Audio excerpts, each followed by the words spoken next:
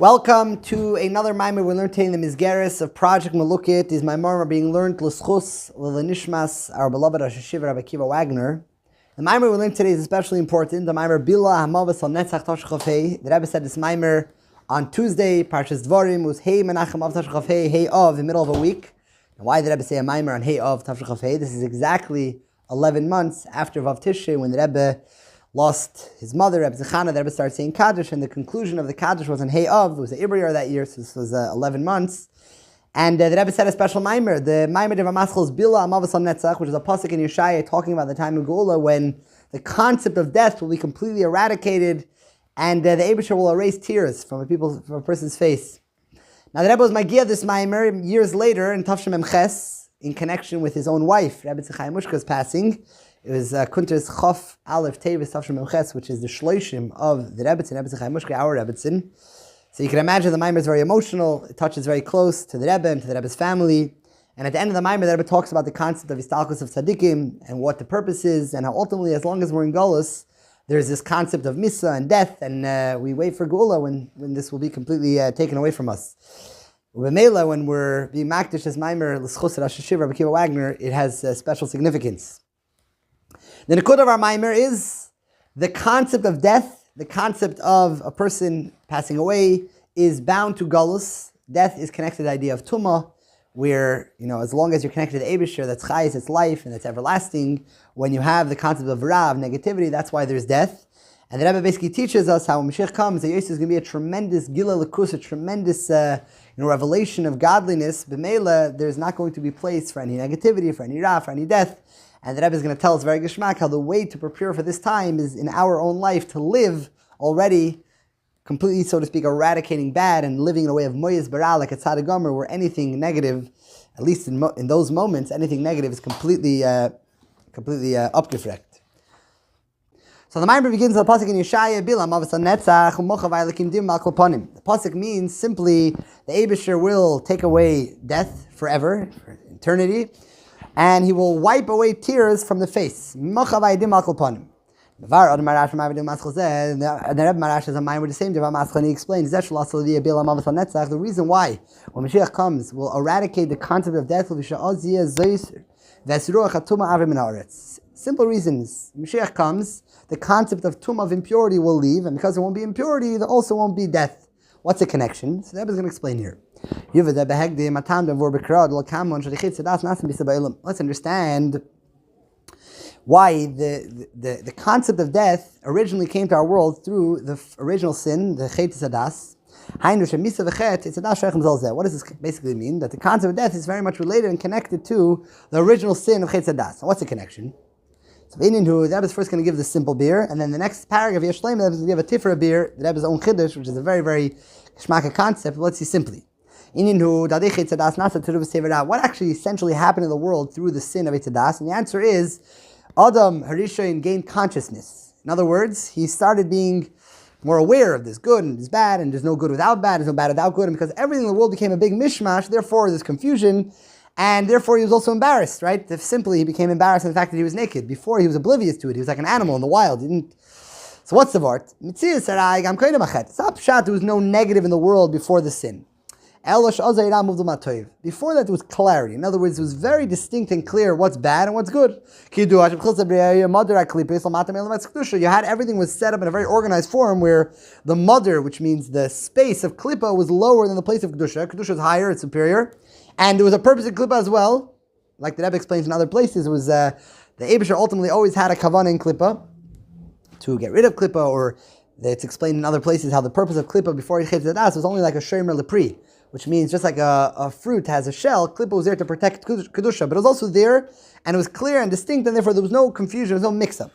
What happened by the original sin? Now there's a mish. Now in the world, in the entire world, the Rebbe says, everything good is bad, everything bad is good, everything is mixed. Nothing good in this world doesn't have a tinge of negativity to it. There's nothing purely good, as well as nothing purely bad. Everything bad in the world has something good to it, a bright side. This is how Chassidus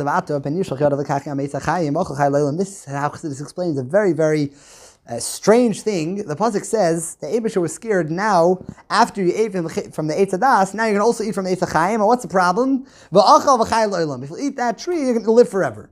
That was a very simple question. The Eibusha originally intended for people to live forever, right? Misa came to the world through the Eitz Hadas. That means originally the plan was people should live forever. The whole purpose why not to eat, refrain from eating for Eitz Hadas is not to die. Like the Eibusha tells him, the day that you will eat, that's when you will die. In other words, death will be introduced. So seemingly you have a simple solution. You originally ate for Eitz Hadas and now you die. What do? Eat for Eitz HaChaim and now you live forever. And so to speak, you paired up the problem. You repaired everything. So what could be wrong with Adam Rishon now eating from the Eitz HaChaim? What's the answer? The Rebbe says, no, it's a different world now. Now that bad was introduced to the person and it's infused in every aspect of life and every aspect of reality. Now specifically, the pasuk now, now I'm scared you might send your hand and eat also from the tree of Chaim, the Eitz HaChaim, and now you're going to live forever. Now you're going to live forever. The person is now imperfect. The person now has a lot of sin to him. Now the sin is going to live forever, right? It used to be had a very distinct purpose. Ra was only here to protect, to enhance, and to serve kedusha. If you have a person who every aspect of you has Ra, now the person to live forever, a person who lives forever is definitely not a good thing because the negativity also lives forever, and now a person believes in himself, a person can believe he's the Eibishter, right? In other words, if you're a perfect person, so I'd rather live forever. Now that there's a lot of negative sides to the human, now we need to cool you down and remind you that you're just human, and therefore you die at a certain point and your negativity dies with you. So what's the Pashut Pshat here? We don't want people to live forever because we don't want the bad within people to live forever. That's step number one. That's the first beer. Yeshleim, the Rebbe takes it to a new step and says it's not just we need to kill you because we want to kill the bad within you, but even more that the bad within you is actually what kills you. Understand? We're not killing you to prevent bad from living forever, but the bad is what ends up causing death. The sin itself is what caused the death. What's pshat? True life is Hashem, right? True life is eternal, and true eternity is the Eibishter. Real chayis comes from kedusha. So if you're a person which is 100% consumed in kedusha, you're going to live forever. Ultimately, negativity, impurity. This is by definition, this is the concept of death. Basically, limitation, right? The Eibishter lives forever because the Eibishter is alive. Anything which will eventually die means the Chatchila was never truly alive. And that's why we say, by the way, about tzaddikim, mazar b'chaim afu b'chaim, they have eternal life because they're kedusha, they're 100% connected to Hashem who lives, they live forever. In other words, true life is eternal. The hepech of chai, right? The hepech of kedusha and chayis and life is death. Now that a person has negativity within him, mavis ruchni, which is spiritual death, this also ended up evolving into literal death. So the reason why you have a little bit of death within you, therefore you die. And that also explains now perfectly why when Mashiach comes, there won't be any more death. Now that negativity within the person is eradicated, once you get rid of the spiritual source of lack of chayis, of death, and therefore also on a simple level, people are not going to die. So what did the Rebbe basically just tell us in Eis Aleph? The simple reason why we didn't want Adam Rishon to live forever is because now that there's Ra within him, we're scared that Ra is going to live forever. The Rebbe takes it a step further and says even deeper, that Ra is actually what causes death, because the opposite of Chayis is Tumah and Mavis, right? Aveira is death, and therefore the Aveira causes death. That also explains why Mashiach comes and you take away, this is all explaining, by the way, all the way in the beginning of the Maamar where he brings from the Rebbe Marash, that the reason why when Mashiach comes, we're not going to have death, is because it's Ruach and Tumah Avim Min Haaretz. There's not going to be Tumah, but Melukat, there's not going to be death.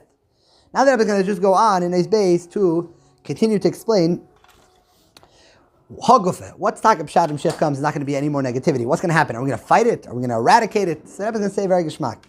The reason why specifically when Mashiach comes, that's when negativity will be nullified. Which we already explained. It starts with the spiritual death, and eventually causes that there is no physical death either. The answer is not because we're going to fight Hamaves. On the contrary, we're going to have so much life and so much light that there's not going to be place anymore for negativity, for darkness, for death. In comparison, in front of this light, is any opposition to this light, automatically, there's so much clarity in the world. The Eibishter is so real that there's no place for anything opposing the Eibishter. And he continues to explain, by the way, this is a Maamar that Rebbe brings in the Orah.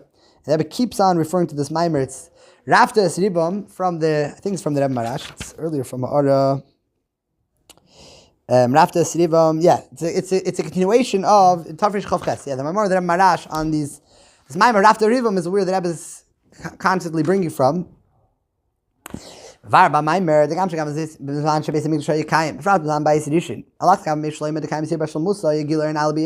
question. If you're telling me the reason why when Mashiach comes is not going to be death is because when Mashiach comes there'll be so much light and so much godliness. If so, there were seemingly times in our history where we already had abundant light and abundant clarity in Elokus. When was that? Simple. It's Manabayis, Befrat Bayis Rishon, the time of Shlomo Melech. These were good times for Yidden. So why was there death then? Understand the question? Simple question. Right? It's known the time of Shlomo was a time when the moon literally never diminished. The moon was always complete, which represents Klal Yisrael. Yidden are compared to the moon. Our existence was complete. The Jewish people were complete, and that's because our connection to Abraham was complete. To the extent, in front of Shlomo, all the Goyim were completely batal. Similar to what we say when Mashiach comes, the will be batal and Imanagad. There will be no opposition. And now the Rebbe says it's even greater than in David Melch's times, where David Melch had to fight wars to bring the Eibishter's victory to the world. Shlomo Melch didn't need to. He just stayed at home and his influence went far. That's actually the reason why Shlomo Melch is named Shlomo, because he had peace in his time. Shlomo is like the word Shalom. Ultimately, Shlomo Melch didn't completely get rid of negativity. What did Shlomo Melch manage to accomplish? He managed to bring clarity into the world to the extent that any negativity knew its place. And therefore, when you have the real, so to speak, flow of energy comes to the Yidden, that's Pnimius. And if you're a troublemaker, if you're Klippa, if you're a guy, you're going to have to, so to speak, get from a Chirayim to a place. It was a place where, it was a time where the Eibishter's priorities shine, so to speak. And therefore, the Eibishter's Pnimius Haratzin, which is Jewish people, was very clear and very apparent. And the Jewish people received from the Eibishter with a smiling face. And Klippa was still existed. Elamai, it didn't exist the same way. It needed to get from Chitzenis. That's the time of Shlomo Melch.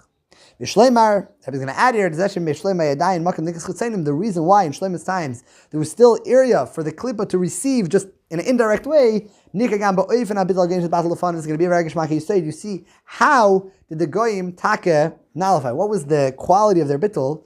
Kamoi Malchus Melechas Shva.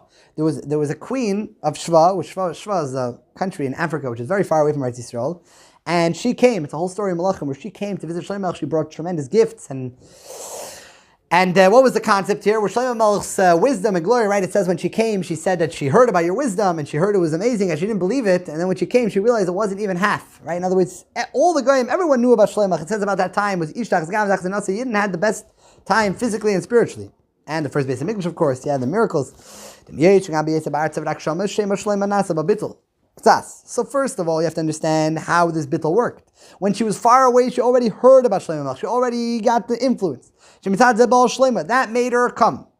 And especially after she saw and she observed his wisdom. To the extent the pasuk uses the term, she didn't have any soul inside her. In other words, she didn't believe it, right? She couldn't understand it. So the concept is, First the Rebbe is telling us the quality of bittul, that when she was far away, she got a certain level of bittul. As she came closer, she got more and more bittul, she got more and more inspired by Shlomo Melech. Nevertheless, ultimately she stayed her own entity. She stayed a queen. She didn't become a yid. She didn't become, right? She stayed, in other words, she was observing. She respected it. It was nice. She was influenced. But she stayed who she was to the extent that even Shlomo Melech gave her a tremendous amount of respect. What are we basically saying? Shlomo Melech had a certain amount of influence, which reached very, very, very far. But ultimately, first of all, there's two nekudas here, Bemis. First of all, as it got further, it got less and less. That's one nekuda, where you see how when she was all the way at home, she was only influenced a little bit. She got closer, she was more. So it didn't, so to speak, engulf. It didn't encompass everything. And at the same time, it didn't completely nullify. It was bittul yesh, where she stayed who she was, and who she was able to recognize it. That's two nekudas in the quality of bittul that Shlomo Melech managed to create in the world at his time. On the other hand, when talking about the ultimate redemption,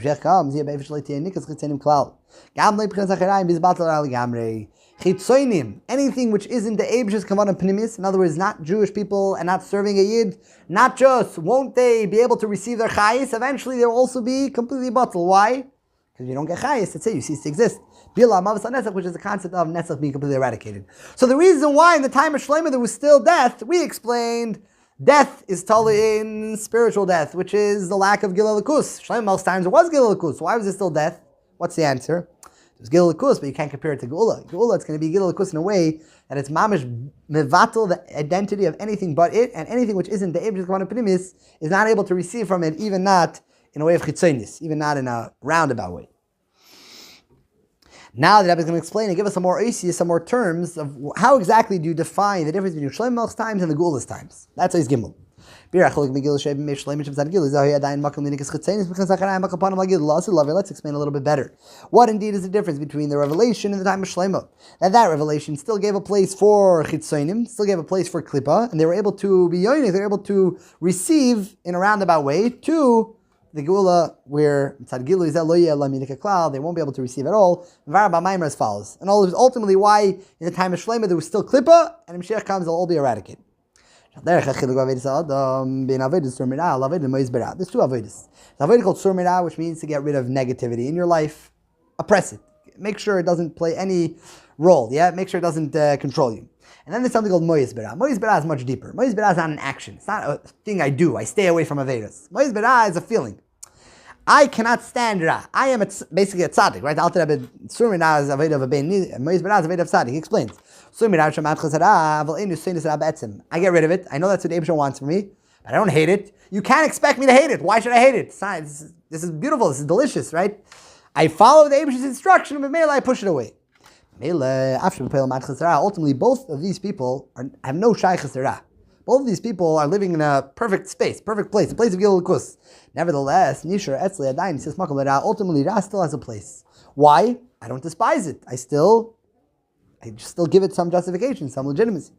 Ultimately, if you really dig deep down, the reason why I can't really hate it is because I have a little bit of love towards it, which is the way the Alter Rebbe explains the different levels in a tzaddik. Yeah, what's tzaddik sheni gomer? Why are you not complete? So the simple reason is because I couldn't completely get rid of my Yitzhahara. What's wrong? If I can't hate him, it means I have a certain active connection with him. It means I have a certain love for him. Love means a kesher, kesef. Yeah. If I don't hate him, I have a connection to him, and therefore I'm still not pure. I still have some negativity, and that negativity is eating off me, right? That negativity is still getting some sort of yinika. Now, ultimately, I'm oppressing it, but Mela, it's not getting from Pnimius, but it's getting from Chitzenis.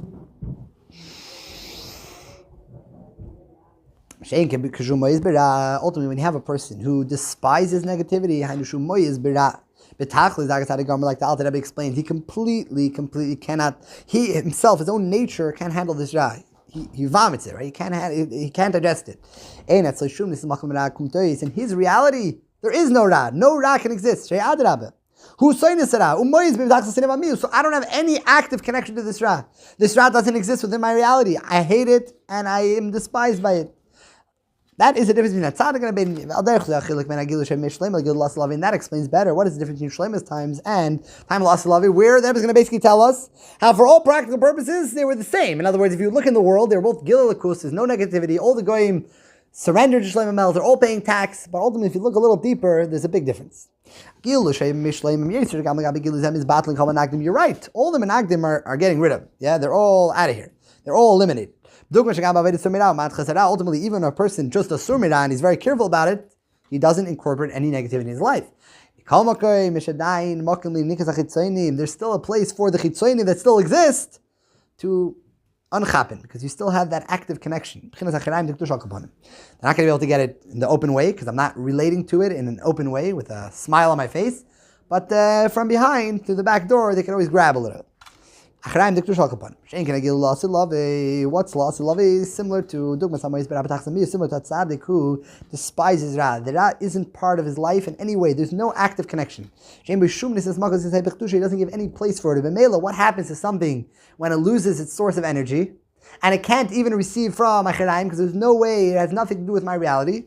It falls apart. Once it stops having energy, there's no, Again, Geula and Shlomo Melech's times might have seemed the same. There were both no negativity in the world, but one of them, the negativity still existed in a certain sense, and Mela was still able to receive chayes. And getting back to our answer, therefore, if people would have lived forever, you would have been giving place for that type of klippa. Now the Rebbe is going to tell us, what did we say in the beginning? What was the chiddush here? Geula is not just about eradicating bad, Geula is about the good. In other words, it's all about the Gilui Ur. And by the way, that's in the Kod of our Maamar. The Kod of our Maamar is that we're explaining here, it's not pshat, Mashiach comes, we're here to actively fight negativity, but on the contrary, Mashiach is a tremendous level of Gila Lakus, and when the Eibush is revealed, there's no place for anything else. Like the Rebbe al Derech says, it's going to be the difference between Shlomo Melech and Geula. It's not just about how I oppress the bad, it's also how much love I have for the Eibush. It's all in comparison. It's all in contrast to how much love I have for the Eibush. What's the difference between just oppressing the negativity, the bad, to actually despising it? It's not just, these are two different ways of getting rid of negativity. It's much more than that. It's in the extent as well as the oifen, the way, the quality of my love for the Eibishter. The quality of love is greater, completely gets rid of any negativity. Now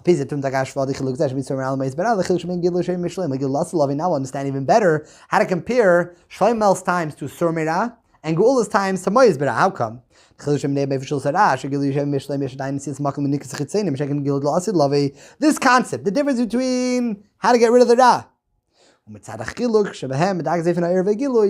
to Geula and to the times of Shlomo, it doesn't start with how we eradicate Ra. It starts with how I reveal Hashem. So again, in Shlomo Melech's times, it wasn't his fault, sort of thing. It's not like he could have done anything better. That was the reality at the time. That was the fact. The Eibusher was only revealed to a certain extent where I'm able to completely oppress and for all practical purposes get rid of any negativity. It didn't exist, that level of Gilul Lakus, to completely nullify all negativity. Time of Mashiach, we're going to have a much greater type of Gilul Lakus. B'meila, in front of that type of Gilui, there's zero place for any Ra and any Tumah, therefore we won't have death because we won't have to worry about that negativity staying and lasting. Now that I was going to tell us in his dal, okay, but how you tie that into Avodah? Because ultimately we know everything we do today is creating the revelations of Geula. We know the Alter Rebbe teaches us in Tanya that everything, all the revelations that will be Mashiach are actually totally, in other words, they're dependent on our actions today, but we're actually creating all those realities. It's understood. The fact that Mashiach comes, the Gila Lakus, the revelation of godness will be so great to the extent that there will be no place for any chitzonim. In other words, not just I won't accept them happily, but they won't exist because they won't have any source of energy, not even in a Bila, Hamaves, Lanetzach, and therefore death will be completely eradicated. For Maamar, the reason and the way this is able to be is because it's through today in Golus we have to hate bad with complete hate to the extent that the hate will have no way of getting its energy and the hate will completely be eradicated and eliminated. When we have this avodah, that causes the Eibusher as well should despise Esav with a complete sinah. This is a pasuk where the pasuk begins. Ultimately, it's Och Esav Yaakov, right? When the Eibusher, if you go to a place which is higher than Ishtalshul, so Yid and Goyim are equal, the Eibusher nevertheless chooses a Yid. That's Atzmus, right? And that's the Gilui which will do when Mashiach comes. He's going to hate Esav even from that essential place where Yid and Goyim can be equal. He still hates Esav and he still chooses a Yid. How do we create that reality? It's through us today as well, hating Esav, hating the sinner, hating the negativity today. Bila Hamaves Lanatzach. The avodah Bila Hamaves Lanatzach is the avodah today of hating Ra, despising negativity. Now the question only is, we already explained, this avodah is only shaykh tzaddik, right? A Beinani can only do surmira. So how do you expect a Yid to be moyes b'ra? So the Rebbe says very simple. Ultimately the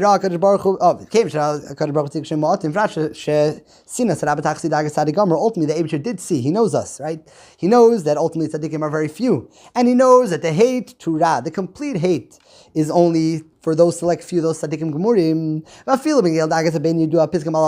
He knows that tzaddikim are very few, you can count them. And even a Beinani, we know the Chassidish Pizgam of Halavai Beinani, right? In other words, even Beinani, we can't even call ourselves Beinani necessarily.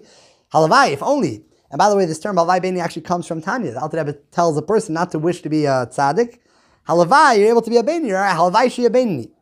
In the Bila Yisrael. So the question is, if Bila Yisrael were creating a reality that's going to exist by every year, no Yid is going to die.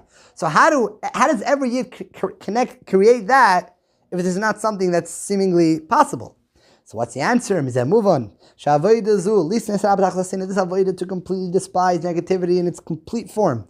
It could be even a person who's a beinani, an average person. You have to say it could even exist, this type of avodah, at least in a smaller way, in a person who is not yet a beinani.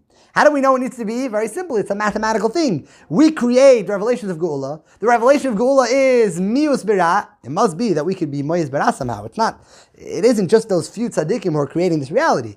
Kumtei, Rebbe is going to say, they call some word in avodah. They call echad v'echad Yisrael yeshem zmanim yichadim. Every person has specific, distinct times. B'shas hatfilah, b'shas heisek b'Torah, either through a davening or when a person is involved in learning, or when you're doing a mitzvah which is specially careful, right? You have the Gemara says about certain people, avuch ma'av azar yitzvei, right? Even though people obviously did all of Torah mitzvahs, but they had a specific mitzvah which they felt that they cherished most because they really connected to the mitzvah and they felt like through this mitzvah, they express their connection to the Eibusher in the greatest way. And then the Rebbe takes a step further. Even if you're not necessarily doing Torah mitzvahs, but you're serving the Eibusher through whatever else you're doing. You're providing for your family. And especially when it's not just that you're doing things for Hashem, but you actually manage to find Hashem in all your ways. In these moments, a person is able to completely devote his entire essence, his entire existence. You can completely give yourself over l'likus. In these moments, you have nothing to do with the negative levushim. Negative levushim are, right, like the Alter Rebbe explains in Tanya. The klippa, this moment you are a tzaddik. So in other words, what is the Rebbe telling us here? That every Jew, even a beini, even less than a beini, has moments where you're a tzaddik. You have moments where you devote yourself to the Eibusher to the extent you push it or mois, you despise negativity. You're going to tell me, okay, but it's only certain moments. It doesn't work that way. When you connect to the Eibusher, any yichud, any connection to Hashem is completely beyond time. If it's beyond time, so it's eternal. That every Yid eternally is like a tzaddik who's mois b'ra every moment of his life. And that eventually brings down that the Eibusher as well will despise negativity. When Mashiach comes, it will be revealed that indeed any sense of negativity, anything which is against Hashem, will be eradicated, which is Bila, Hamaves, and Lanetzach. And when you get rid of the spiritual death, that will also eventually evolve into getting rid of the physical death. The Rebbe is going to wrap everything up and I say, Und das ist Pshat, v'zeu Bila, Hamaves, and Lanetzach. As long as we're still in Galus and we still didn't complete the avodah of birurim, the avodah of refinement, we're still, right? In other words, what happened to Chet Sadas? There was an iruv, everything mixed.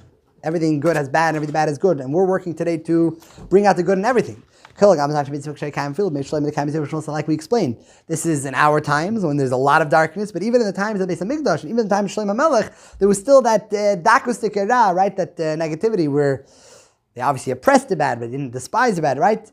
Ultimately, there's always inuna misa. There was always negativity, there was always death. Either, like we explained, we don't want the Ra to have any eternal existence, right? I don't want an imperfect person to live forever. But more than that, like that I've explained, the death is actually what is caused by the negativity, by the Ra. Now the Rebbe, I think, connects it more to the situation where this Maamar was mugah for okay, so first of all, the Maamar was mugah for the Siyam HaKadosh of the Rebbe's wife, of Rebbe Tzchaim Mushka, but also the date of the Maamar is Hey Menachem, which is the Yartzeit of the Arizal. It might also be connected to that. The Rebbe talks about here about the concept where tzaddikim, shagam tzaddikim yachzul la'afram shach tzchedim tchis hamesim. What's the chiddush over here? That even tzaddikim, a moment before tchis hamesim, they will go back to being earth. In other words, they will disintegrate. As vos, gam she'ein rim shalatas behem. You ask a simple question. We know about tzaddikim's bodies, the rima, the worms, don't affect them. Their body existed for hundreds of thousands of years. Nevertheless, before Tchias HaMesim comes, they will go back to being offer. Why is it so important? Seemingly, ultimately, everything in this world has good and bad, and therefore you can have the holiest, greatest tzaddik with the holiest, greatest body, but you're going to need to refine the little bit of negativity that was mixed in. And if you look, I think this is a very, very important Ara 36, where the Rebbe says, right, from the Pnim is mashma that every single tzaddik is going to need to physically go back into being offer. But Ara 36, the Rebbe says here, the zikuch doesn't necessarily need to be physically going into actual earth. It could also be through bittul, which David HaMelech says, nafshi ka-offer, my soul is like offer. And then you won't need to go down to physical earth. The Sikhat Rebbe deals with this concept, but ultimately there's a certain tzad loimer that even that the tzaddikim don't necessarily need to physically, a moment before Tchias HaMesim, they don't need to physically disintegrate. Yeah. That's all today. In today's reality, you can have the greatest tzaddik. Ultimately, there's something negative, something wrong, some of the ra from chit sadas that's mu'uriv in every toiv. When Mashiach comes, that's all going to change. Now it's Ruach HaTamah, it's completely eliminate the Ruach HaTumah, the negative spirit, right, from the world. First of all, there won't be death. The guf will be alive with eternal life. Now that everyone's going to ask, the pasuk says, there's a pasuk that says when Mashiach comes, they're going to be so wonderful, so amazing that a child at the age of 100 is going to die. Which, by the way, is similar to the Yemais Mashiach that we're living in today, where Pasha people live an abundant. The fact that people live so long today is a miracle of today's reality, which we already see that we're preparing for that time. But it says the simple pshat in the pasuk is that if a person would die at the age of 100, you're going to say gam nar me'er shana yumas. You're going to say oy nebach, a kid died. Right? In other words, people are going to live for a very, very long time. But ultimately, there is an opinion which means that people are going to die when Mashiach comes. This is only in connection with non-Jewish people. The way you answer the steer is Jewish people, there's going to be a complete eradication of the whole concept of death. Now the Rebbe takes a step further and says, even the death that will be by non-Jews is not physical death, not literal death. Ella nefila, it's going to be a certain downgrade. We know there's a rule in Zohar that somebody who falls from a level is already called a mess. What's taka going to happen? The godly energy that is lost and that is immersed and drowned within a goy, within this person, is going to be elevated and refined. It's going to elevate l'mayla. So what's going to happen? What happens when all the good of a person is elevated? So the ra, which is a negativity, yipel l'mato. So Rebbe can tell you here, it doesn't even necessarily mean complete death. It just means complete refinement. That means the toiv shaboy, the elevation, the kedusha is going to elevate and have a complete higher. And the guf is going to have a yerida. The guf is automatically going to basically recognize that he's less. He's just a guf. That's his pshat. And when Mashiach comes, a non-Jew is going to die. He's not going to literally die. And that type of yerida, that type of misa is only by goyim. Sheikh Yisrael, Yis'ale, Gam, HaGuf. When the Yid, Mashiach B'rayid, the guf itself, it's not pshat, it's epis. The good of the person is going to elevate and the guf is going to fall. Everything is going to be elevated. Even the guf is going to be elevated. Why? We know Mashiach comes, we're going to see the greatness of the physicality, the physical world, the physical guf. It's going to be even greater than the neshama. The guf is going to be even greater, superior. Nekeva to save of getter. The pasuk says that the female, which is representing the mekabel, which is today in our reality is the guf, which is mekabel from the neshama. Mashiach comes is going to be even greater than the neshama. It's going to give chayis in the neshama, because again, the Abraham's essence is going to be here in the world. So all the spiritual realms, which today we perceive as greater, are going to actually be mekabel from the essence, from our body, from our world. This all will be bepoil begoli. Again, this is a very heartfelt bracha, which is connected to the physics, the stalkus of the tzaddikim that the Rebbe is referring to here. This will all zayin bepoil begili lamatam sar tzvachim, which happen realistically bepoil in its revealed sense here in this world, with the complete and ultimate redemption through Mashiach Tzidkenu may be speedily. So just to sum up, the Maamar, very short, The Rebbe basically is mechadish here that when you say Bila, Hamaves, Lanetzach, when you say death is going to go away, it's not pshat we're fighting death. That's not what we're going to do when Mashiach comes. When Mashiach comes, we're going to reveal a tremendous amount of oir, a tremendous amount of Gilul Lakus, a tremendous amount of reality of Eibishter. There's not going to be a place for any type of death, any type of negativity. And the Rebbe connects it into, there were certain times in history we already had Gilul Lakus. Okay, but you can't compare. The Gilul Lakus that happened throughout history, for example, in times of Beis HaMikdash or Shlomo Melech, it was like Surmira. It was like today throughout goals, for ultimately there are always going to be episodes out there that I'm able to oppress, I'm able to control, but it still exists. Mashiach comes, the Gilul Lakus will be in such a great oifen, it's not going to give place for any type of negativity, any type of klippa, or any type of death, which is a shalshut of klippa, like we explained, right? The reason why there's death is because klippa is limited, and therefore klippa can't live, and klippa shouldn't live, right? Because the Gilul Lakus will be in that great oifen of Mizparan, and the Rebbe said in the end, Navoida, a American idea, where the way we create these type of Giluyin, these type of Eir of Geula is through every single year having these moments in your life when you're a tzaddik, when you're taka moyes berah, these moments where you feel so connected to the Eibusher, so much Gilul Lakus in your life that you push it, you despise Klippa, that creates that when Mashiach comes, we'll have the complete and ultimate Gilul Lakus.